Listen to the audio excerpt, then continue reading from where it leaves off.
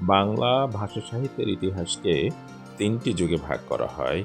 এক, প্রাচীন যুগ ৬৫০ থেকে ১২০০ খ্রিস্টাব্দ। অবশ্য অনেকেই এই সময়টা ৯৫০ খ্রিস্টাব্দ থেকে ধরেন, কারণ তারা মনে করেন বাংলা সাহিত্যের আদি নিদর্শন চর্যাপদের রচনা শুরু হয়েছিল ৬৫০ খ্রিস্টাব্দে নয়, তার অনেক পরে ৯৫০ খ্রিস্টাব্দ থেকে। ২, মধ্যযুগ ১২০১ খ্রিস্টাব্দ থেকে ১৮০০ খ্রিস্টাব্দ। ৩, আধুনিক যুগ ১৮০১ খ্রিস্টাব্দ থেকে বর্তমান সময় পর্যন্ত। অবশ্য এই সময়ের মধ্যে ১২০১ খ্রিস্টাব্দ থেকে ১৩৫০ খ্রিস্টাব্দ সময়কে অনেকে অন্ধকার যুগ বা সন্ধি যুগ বলে থাকেন।